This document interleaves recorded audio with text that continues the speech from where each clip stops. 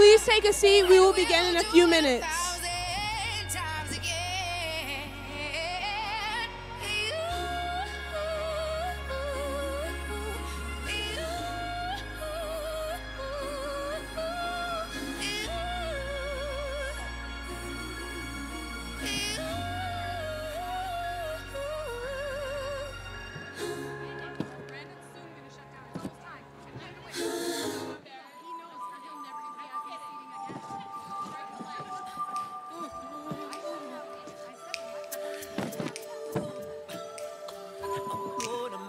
Change for once in my life. It's gonna feel real good. Gonna make a difference.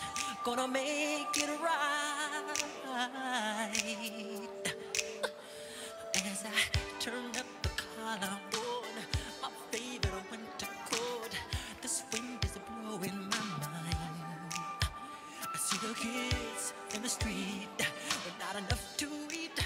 Who am I to be blind, pretending not to see that?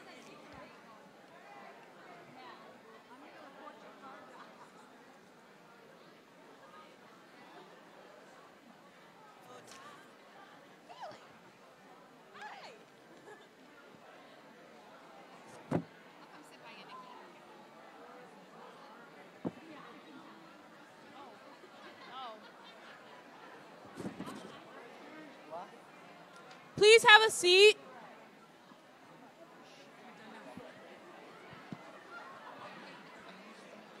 Please have a seat. Jasmine, be more calm.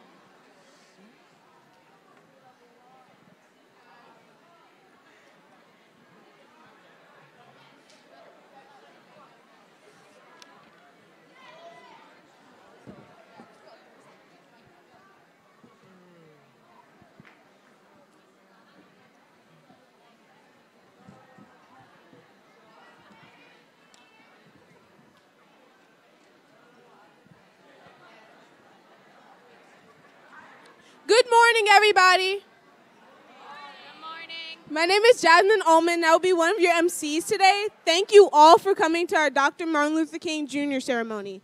As Dr. King once said, darkness cannot drive out darkness. Only light can do that. Hate cannot drive out hate. Only love can do that. As we celebrate and honor Dr. King Day, our school's theme this year is Love Powers a Dream. Please sit back, listen, and enjoy.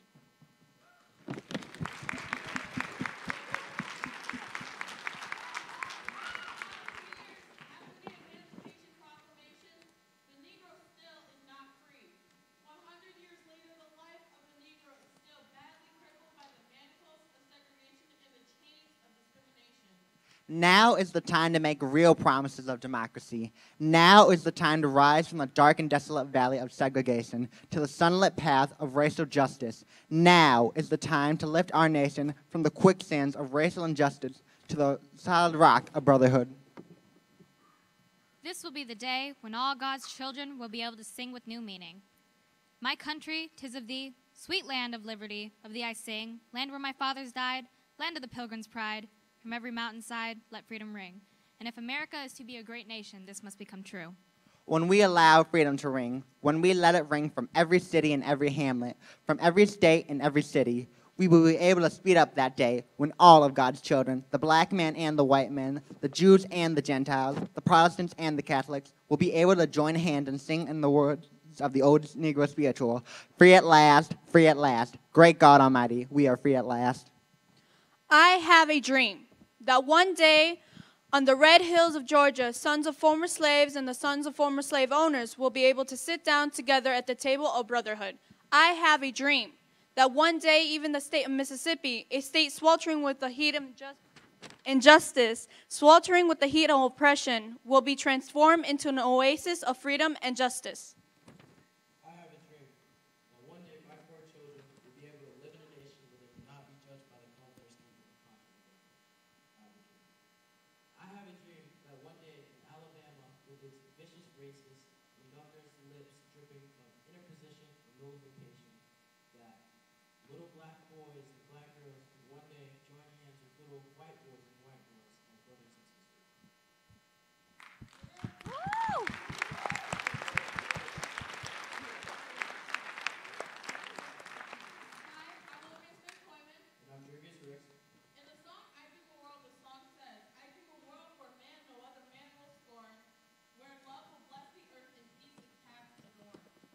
effective and contemplative lyrics of the great African-American poet Langston Hughes, Grace This Marvelous expressive work is also dedicated to the September 11, 2001 Christmas. Please give your attention to our very own a cappella choir with choir director Mrs. Jan Knudsen and pianist Lord Mitchell. They sing I Do the World by Andre Thomas.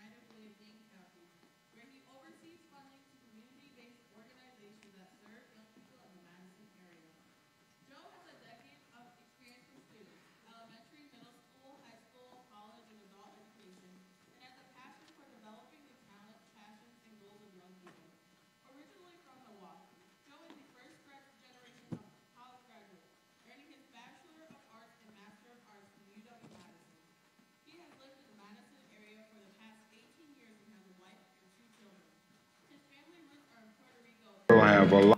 Advocate for children and families in Wisconsin and beyond. Please give your attention to Mr. Joe Maldonado.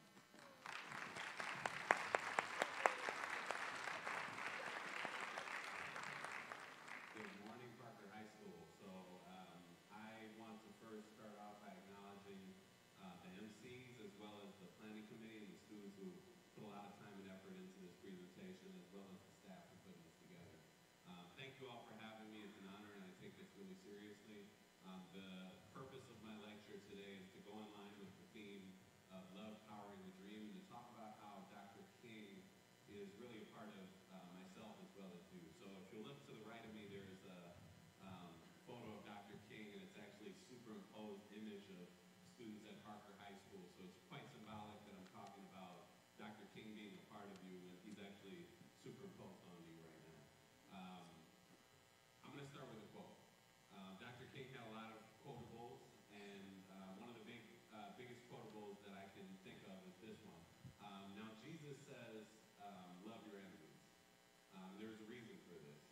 It is that love has within it a redemptive power, and there is a power that eventually transforms individuals. There's something about love that builds up and is creative. There's something about hate that tears down and is destructive. So love your enemies. Right now, we're in a pretty tumultuous time in our society, a really contentious time. There's a lot of back and forth, a lot of hate going on, but really what Dr. King's memory is about was love, the creativity of love, the power of love, not just a love between partners, between family members, but actually a love for mankind. Those who are not looking for happiness are most likely to find it, because those searching forget that the surest way to be happy is to seek happiness for others. Dr. King was selfless. He was somebody that put others before him, and it ultimately cost him as well. I'm going to talk more about that in a moment. But first, I'm going to talk about me. When we think about ourselves, yourself individually, myself, there's a lot of pieces that make up who it is that we are. Those pieces shape the way that we walk in the world. They're almost like ingredients. The ingredients are our identity. The setting that we're in is the pot, and what's the final product is a byproduct of where we are and who we are. So here are my identities. Think about those. I'm from the Midwest.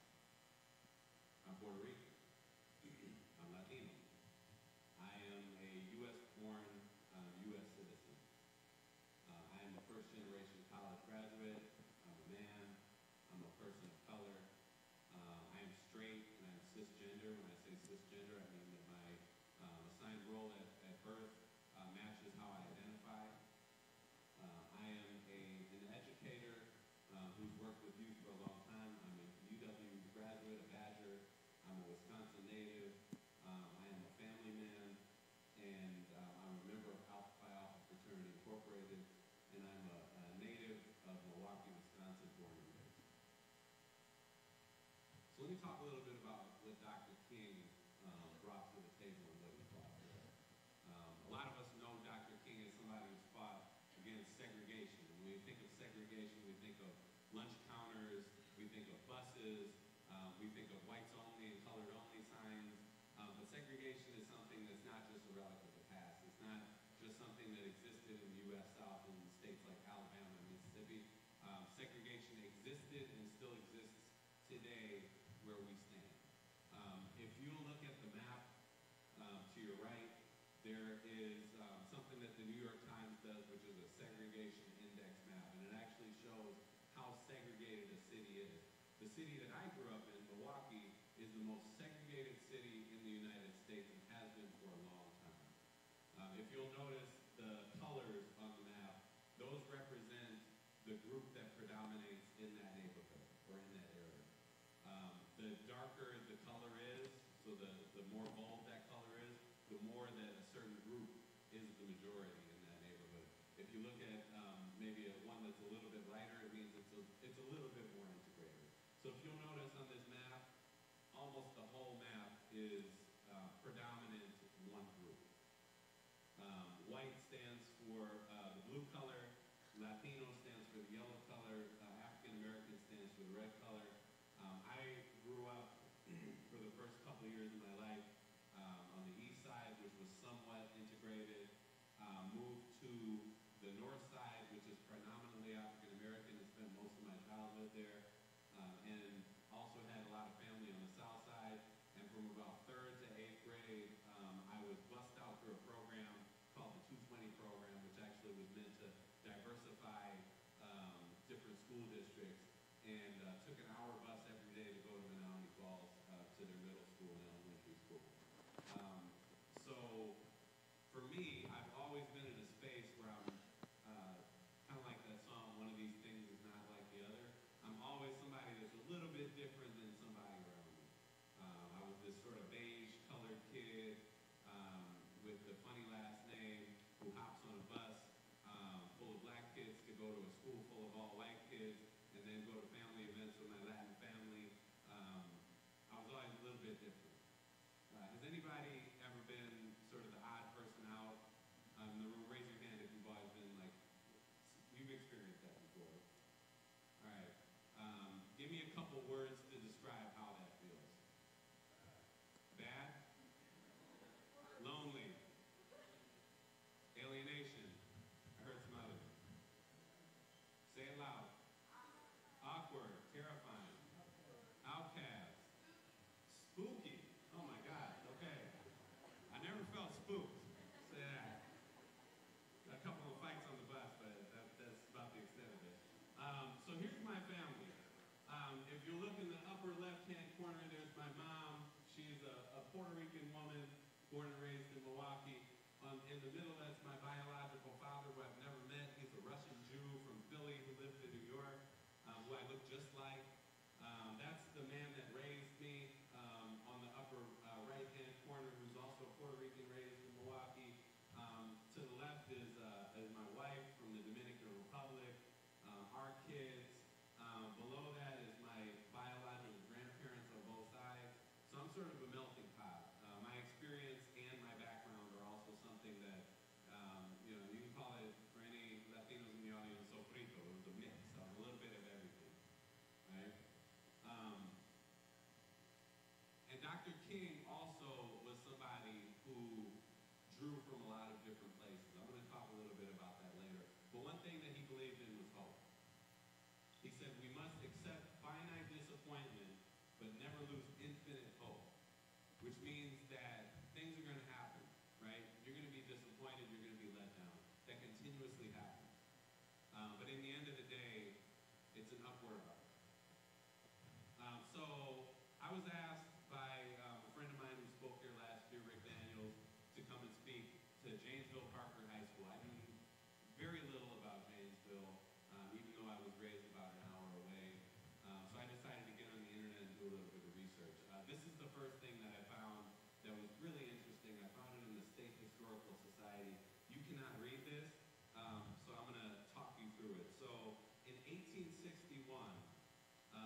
there was a blacksmith by the last name of Eager.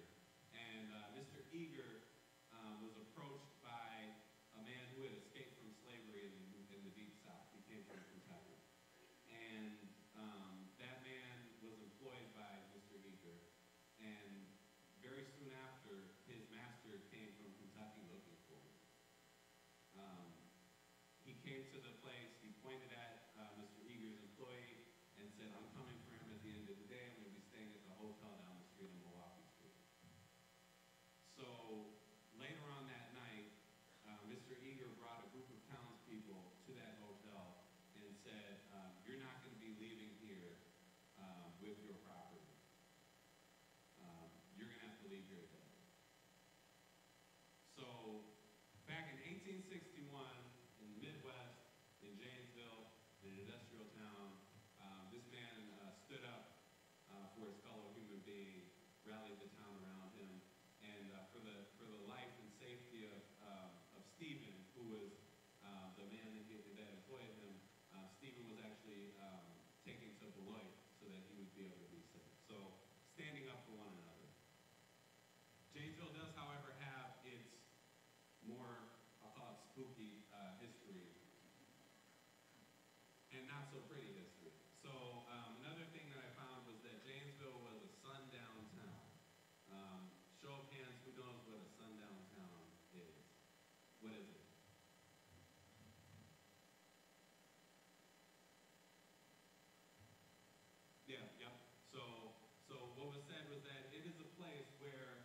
depending on who you are, you needed to be out of that town by the time the sun went down.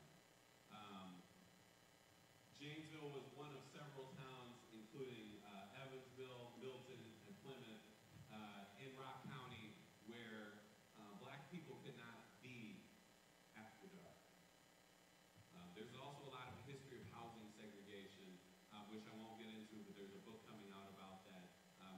And it talks about how Janesville used redlining as a way to keep African-American residents out when the GM plant opened.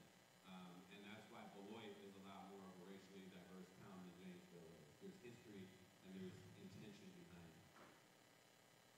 Janesville is also a place that's well known in the national news. And it's a place that is often the first stop for many presidential campaigns. It's also home to a very well-known retiring U.S. House of Representative member, Paul Ryan, as well as Randy Ironstache Bryce, who was somebody who campaigned on the basis of sort of economic reform. And one of the reasons why Janesville is so well known is because of its industry, because of its economics. I'm going to play a video for you to talk a little bit more about that, and then I'll have you.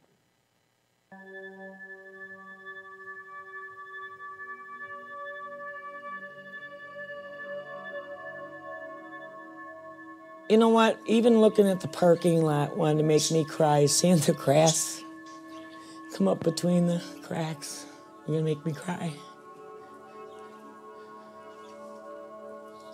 I don't like to drive by it. It was pretty doomed. My last few days there were so gloomy.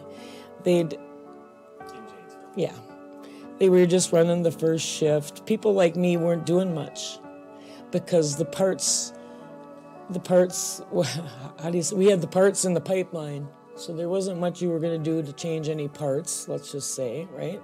The process, people weren't fully engaged in quality other than getting their job done because the plant was closing. They were, what for? Where's no more enthusiasm? The enthusiasm was bad. But like I said, I left and just got out of there. And when it did close, I don't know where everybody went. I didn't know where everybody even went.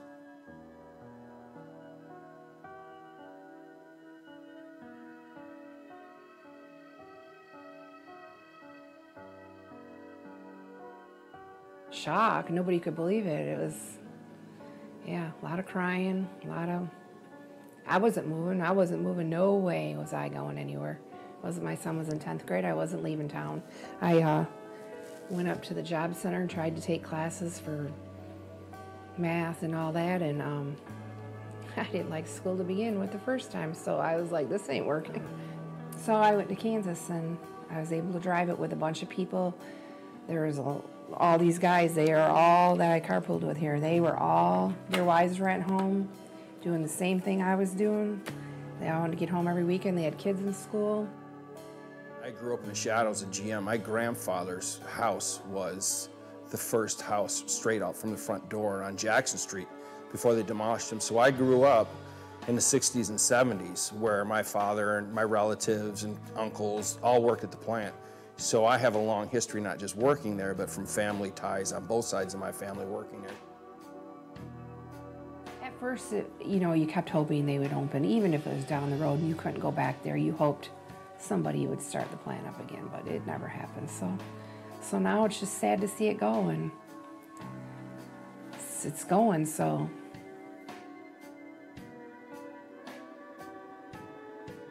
Your people around you became your family for a while.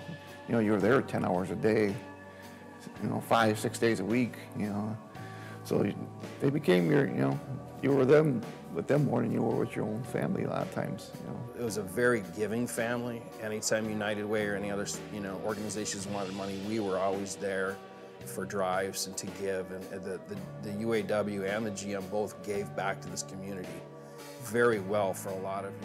We are a warm community, and you can only imagine the inner workings of the plant. I mean, we were family. You've had to have heard that before. We were a small town within a town, and a lot of it has to do with what I did for a job. I knew everybody in the plant. I was everywhere. Being from a GM family, the generation, my dad's generation, I knew all, those were the guys that raised me down there, you know. But then all the people that were my age and their kids that were working down there. So yeah, everybody knew pretty much who everybody was. I did. I prided myself in knowing who everybody was. You know, that was our shining star down in the valley, GM was.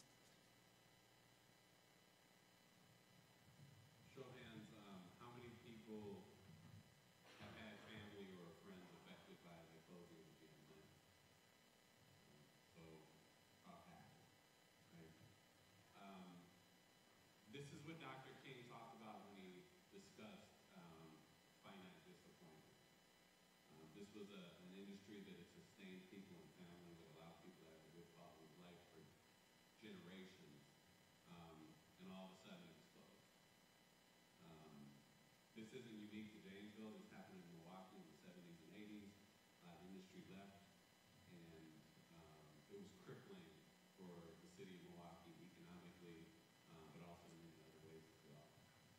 So I looked up the demographics of Parker High School on the Department of Public Instruction website. Parker High School is 78% white, but it is also almost half of the students that attend here are eligible for free or reduced lunch. So there is also an economic factor at play here. And towards the end of Dr. King's life, economics was one of the big things that he really fought for. This is Dr. King, a photo of Dr. King talking with Lyndon B. Johnson, who was president at the time. He said, "The time has come for us to civilize ourselves by the total, direct, and immediate abolition of poverty." So he wanted to abolish poverty. That was a huge, bold, hopeful dream that he had that still has not been achieved. One of the things that Dr. King was known for, and I talked a little bit about different influences being drawn from, is he drew from a lot of different places in his speeches and in his writing. He was a strong fan of Mahatma Gandhi, the South African-born Indian human rights activist who actually fought for the liberation of India from the British Empire. And Mahatma Gandhi was the person that he adopted the principle of nonviolence from. He was mentored by Bayard Rustin. Has anybody heard of Bayard Rustin? Raise your hand. Okay, a couple folks. Bayard Rustin was, at the time, and this is very progressive, he was an openly gay African-American man. A gay black man in the 1940s and 1950s who actually taught Dr. King to be bold, who taught Dr. King to be defiant, who taught Dr. King to fight for what he fought for. Bayard Rustin was actually kicked out of the Southern Christian Leadership Conference, which him and Dr. King were a part of because he was gay. But he spent the rest of his life fighting for human rights, not only by race and ethnicity, but by sexual orientation as well. And he also drew in his writings from a lot of different sources, including the Irish or the Scottish writer Thomas Carlyle, who said, "No lie can live forever." Dr. King sought truth. He always sought to get to the matter of things and to tell the truth no matter how painful it was. And Dr. King also allied himself with other people who were in the same struggle as him. Mr. Cesar Chavez, who was fighting for farm workers in the Southwest, Latino farm workers, he wrote a letter to him and said, "As brothers in the fight for equality, I extend the hand of fellowship and goodwill and wish continuing success to you and your members." So he saw Cesar Chavez's struggle as his own. What city did Dr. King die of? And if you were in the last presentation, you can't answer. Where was he when he died? Anybody? Bueller? Bueller? Bueller?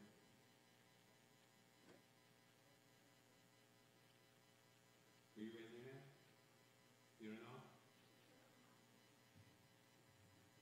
Memphis, Tennessee. What was he doing in Memphis? You gotta be loud. He was at a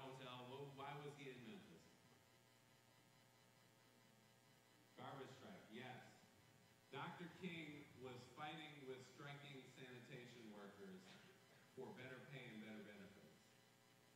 So towards the end of his life, he was really fighting for economic justice as well as racial justice. He was also fighting against the war in Vietnam to bring our troops home. And the after effects of the Vietnam War still haunts a lot of veterans today who have post-traumatic stress disorder and have dealt with addiction and incarceration as well. He was shot at the Lorraine Motel as he was fighting for these things. We'll play a video for you. The last 2 months of his life, Dr. King faced the idea that civil rights alone could not solve the problem of poverty. He roamed the South, trying to gain support for Poor People's Campaign.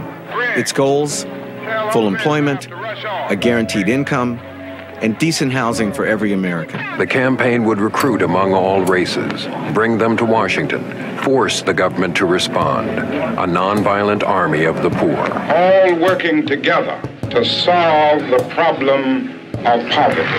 We're tired of working full-time jobs for part-time income, and we are tired of not being able to find work. And it didn't cost the nation 1 penny to integrate lunch counters. It didn't cost the nation 1 penny to guarantee the right to vote. Now we are dealing with issues that cannot be solved without the nation spending billions of dollars and undergoing a radical redistribution of economic power. Yes. If our nation can spend $35 billion a year to fight an unjust, evil war in Vietnam and $20 billion to put a man on the moon, it can spend billions of dollars to put God's children on their own 2 feet right here on earth. This is the reality. Now, when we come to Washington, we are coming to get our check.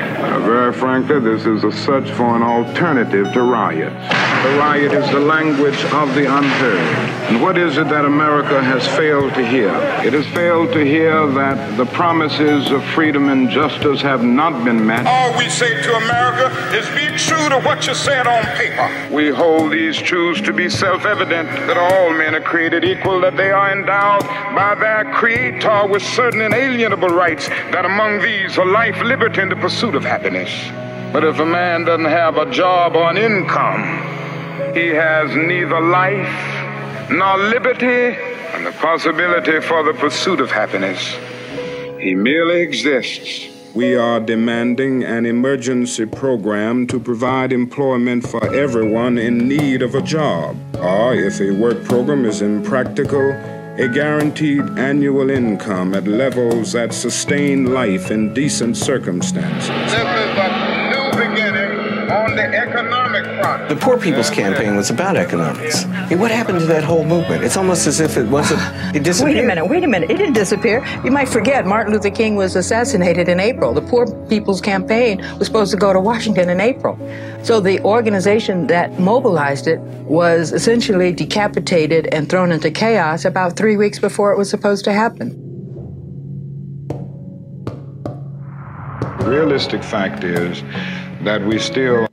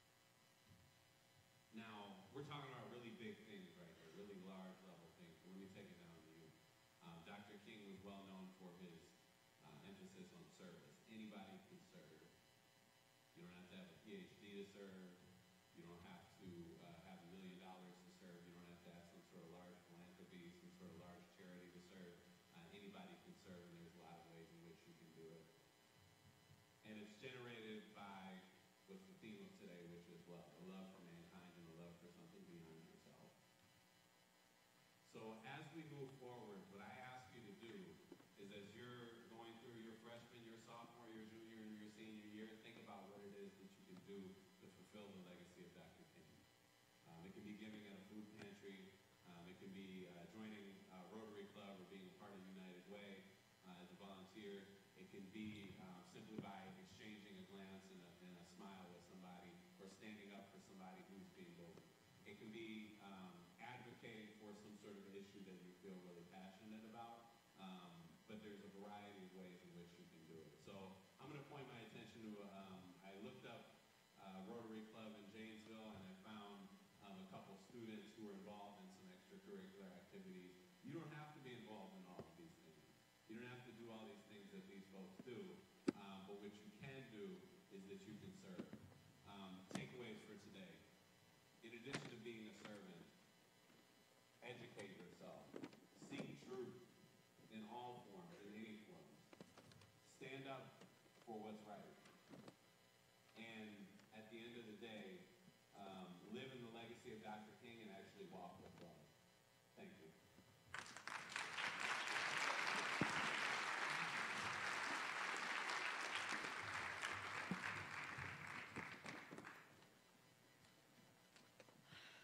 I say to you today, my friends, even though we face the difficulties of today and tomorrow, I still have a dream.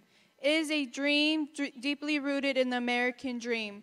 I have a dream that one day this nation will rise up, live out the true meaning of its creed. We hold these truths to be self-evident, that all men are created equal.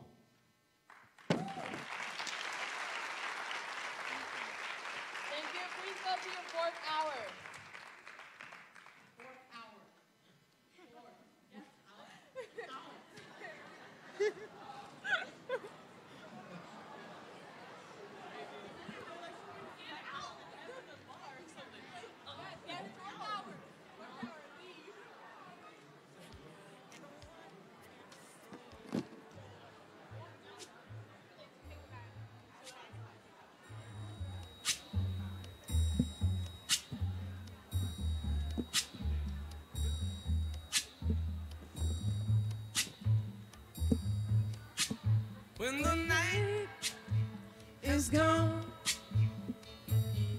and the land is dark and the moon is the only light we'll see.